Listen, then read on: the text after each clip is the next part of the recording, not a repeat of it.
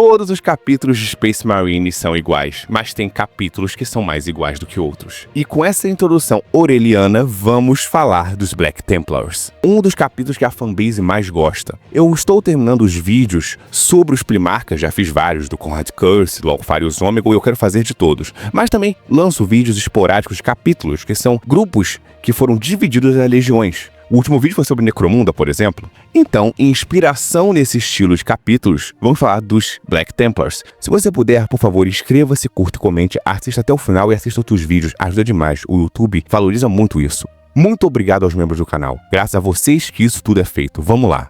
Os Black Templars, ou Templários Negros, são um capítulo da segunda fundação de Space Marines, derivados dos punhos imperiais. Vamos abrir um pequeno parêntese. O que são as fundações? O Império teve várias fundações de Astartes de Space Marines. A primeira fundação é quando nasceram as 20 legiões.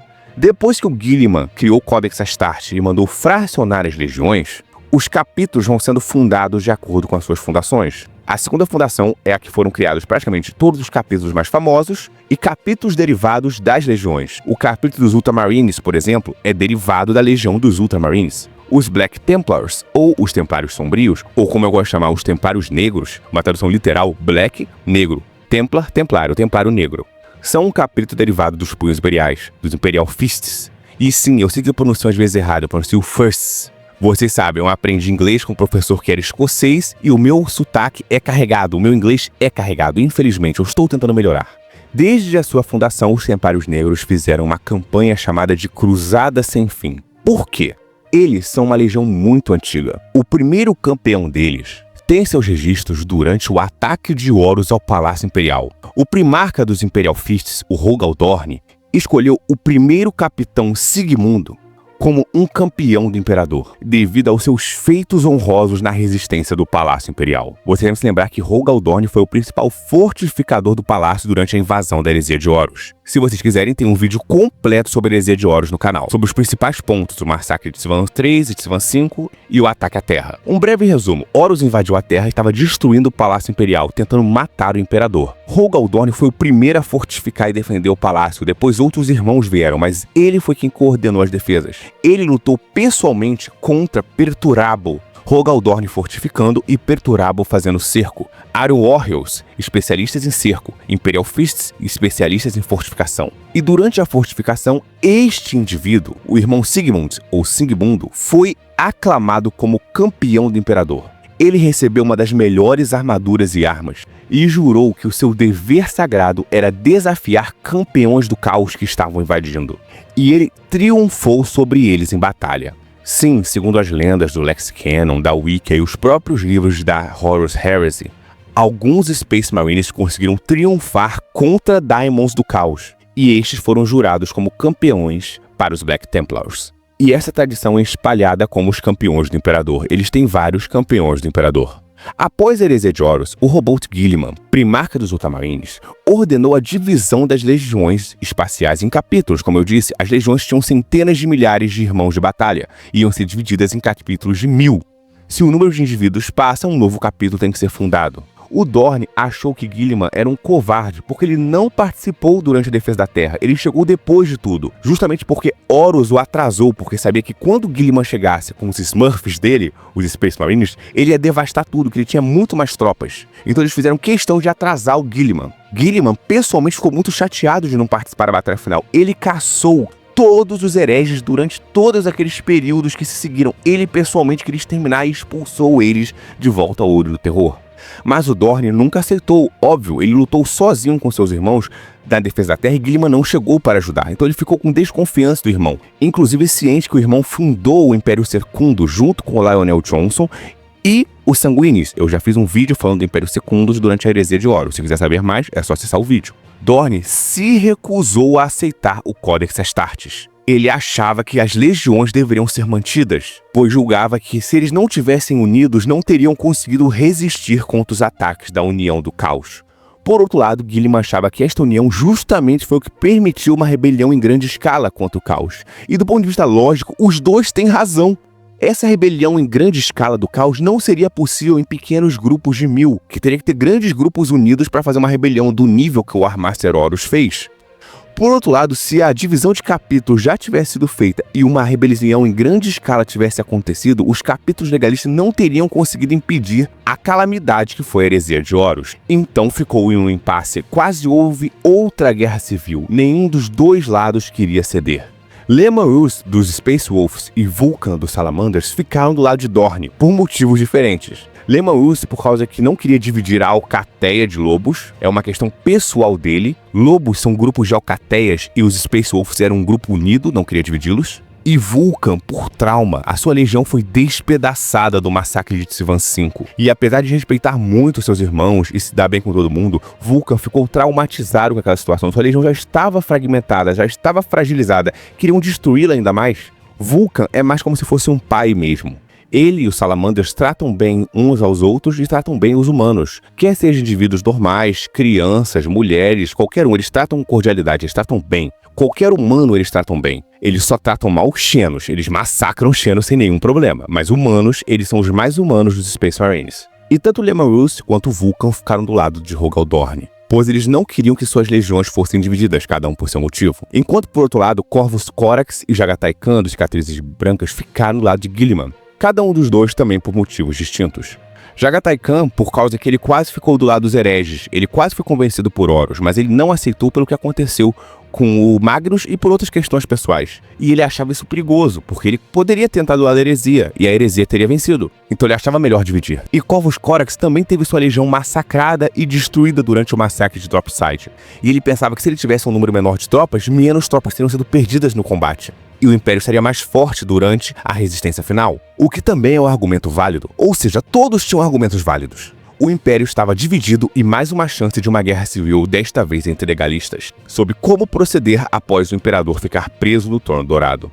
Quando a guerra civil praticamente iria estourar, Dorne finalmente cedeu e concordou em dividir sua legião com uma condição: desde que o Codex Astartes pudesse ter alguns textos específicos que o próprio Dorne escreveu, e a sua legião teve direito a ter um código específico com algumas alterações próprias deles que diziam que, se em uma situação específica, os capítulos poderiam ser reunificados na legião dos Imperial Fists. Dorne aceitou depois de uma conversa muito profunda com Vulcan e outros irmãos, porque apesar de Vulcan estar do lado de Dorne, que não deveria se dividir, então ele conversou com Dorne que ele deveria meditar sobre isso e o que fosse decidido seria do lado de Dorne. E Dorne meditou com a Luva da Dor, uma ferramenta que permite eles a pensar, eles sentem dor, mas pensam mais claramente com isso.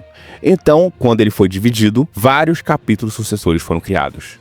3 capítulos sucessores foram criados principalmente logo no início após a divisão dos Imperial Fists. O próprio capítulo sucessor dos Imperial Fists, os Punhos Carmesins e os Templários Negros. O capítulo sucessor dos Punhos Imperiais e dos Punhos Carmesins praticamente não sofreu alterações. Na prática, a maioria deles ainda é leal à verdade imperial. Tem indivíduos que adotaram a fé imperial posteriormente, mas eles se mantêm leais ao ideal de Rogal Dorne, o pretoriano do Império. Um homem razoável, tanto que ele é muito querido pela fanbase. O pessoal só não gosta muito da cor da legião dele, pô, amarelo e Punhos Imperiais, que nome feio, né?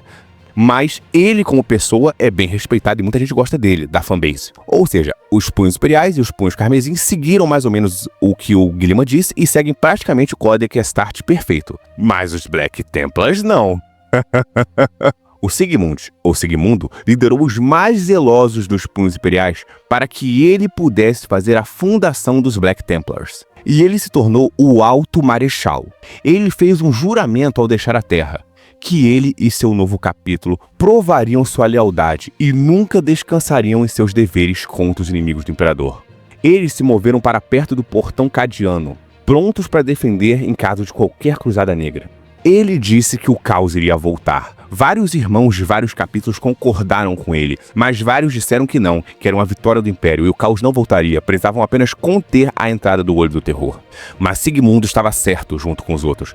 Após anos depois da heresia de Horus, teve a primeira Cruzada Negra, que eu ainda vou fazer um vídeo sobre eles, mas já fiz sobre a 13ª Cruzada Negra, se quiser, só procurar no canal, que é a última Cruzada Negra. Os Templários Negros estavam esperando e lutaram numa batalha massiva contra a primeira Cruzada Negra.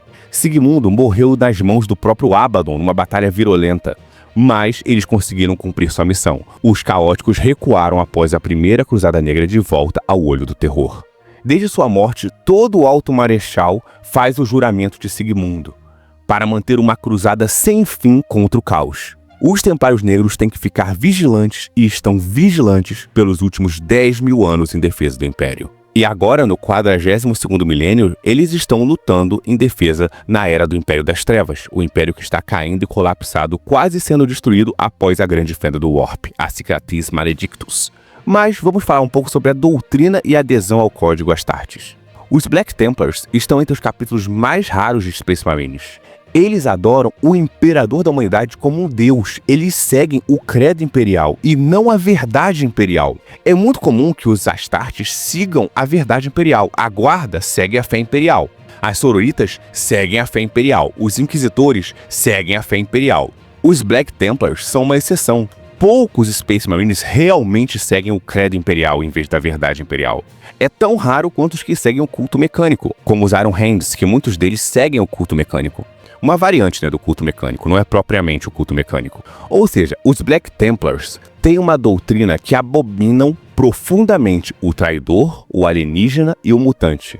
E a última categoria inclui os Psykers. Eles não usam Psykers combatentes. Lembra que os Grey Knights usam somente Psykers? Os Black Templars são o contrário, eles não usam Psyker, é proibido usar Psykers. Em combate é totalmente proibido. Eles podem usar em outras situações, por exemplo, eles usam astropatas e navegadores, porque eles não têm escolha, eles têm que usar, mas eles se recusam a usar soldados Psykers. E é por isso que eles não usam bibliotecários, porque os bibliotecários geralmente são Psykers, os Librarians. E isso acontece porque eles tiveram um incidente chamado o Uivo, no 34º milênio, destruiu todos os bibliotecários do capítulo. E eles proibiram de criar novos. Eles colocam um grande detalhe na honra e nas proezas, e no combate corpo a corpo. Eles também são notórios desafiantes do Código Astartes. Eles são literalmente opositores ao Codex Astartes. Eles são a parte mais pura dos Imperial Fists. O Dorne resolveu ceder, resolveu aceitar mesmo discordando com algumas concessões. Eles não, eles são a parte radical dos Imperial Fists. Eles dizem para a Inquisição que às vezes tem um pouquinho mais ou um pouquinho menos de 1000 irmãos, só que eles estão muito espalhados pela galáxia, lutando em grupos de 100, e não tem como saber. Eles sempre fazem isso, eles se dividem em grupos de 100, no mínimo, e tem muitos espalhados. Algumas vezes com mais de 100, com menos de 100, e é muito difícil catalogar quantos tem. A Inquisição sempre fica de olho nos Black Templars, pois acredita-se que eles têm vários milhares de companhias por aí. Talvez em número chegue até quase uma legião, não sei, eu não estou dizendo, só estou conjecturando que talvez. Veja, eles têm grupos de 100 espalhados, pode ser que eles tenham mais de 100.000 homens, que é o tamanho de uma legião, espalhados em grupos de 100, não sei. É uma dúvida que realmente é canônica na lore, essa dúvida faz parte da história deles, não se sabe o número exato de quanto eles têm, porque eles fazem de propósito isso. Eles têm votos muito interessantes, eles têm uma variante do lema do culto imperial. Eles dizem, não permitais que os impuros vivam. Defenda a honra do imperador. Abomine o feiticeiro. Destrua o feiticeiro. Enfrente o desafio, não importa quais sejam as probabilidades. Como na prática eles não são organizados como um capítulo típico do Codex Astartes, eles falam apenas da boca para fora que seguem o Código Astartes do Guilliman. Mas eles na verdade operam como muitas frotas de cruzadas itinerantes que lutam de ponto a outro como os inimigos. O tamanho exato é incalculável.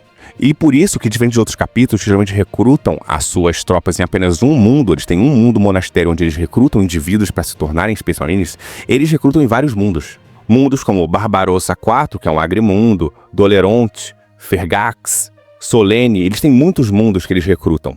E é por isso que eles têm que ficar em grupos pequenos. As fortalezas monastérios deles são menores do que as que os capítulos dos Codex Astartes devem ter.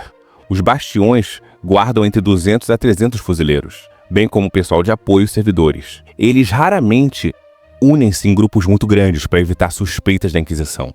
E eles têm algumas fortalezas e monastérios locais, mas sempre com poucos indivíduos para não levantar suspeitas da Inquisição. Seu padrão de cores é preto e branco. E eles têm uma longa história, lutaram em várias batalhas.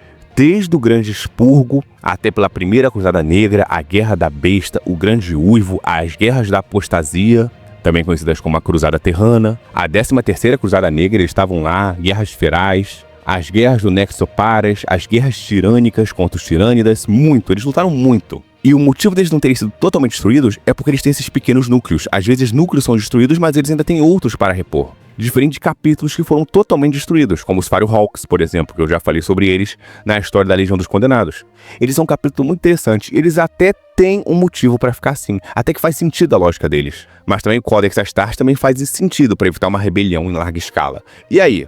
Você é pró ou contra o Codex Astartes, considerando os pontos específicos? Eu sei que a maioria é contra. Eu não tenho uma opinião formada sobre essa questão. Então, se você gostou desse vídeo, por favor, inscreva-se, curta, comente, hypeie, ajuda demais para mais pessoas conhecerem esse universo. Assista mais uma vez ou assista outros vídeos aqui do card. Você vai gostar, tô linkando aqui o da Cruzada Negra e o da Heresia de Horus. Você vai se divertir.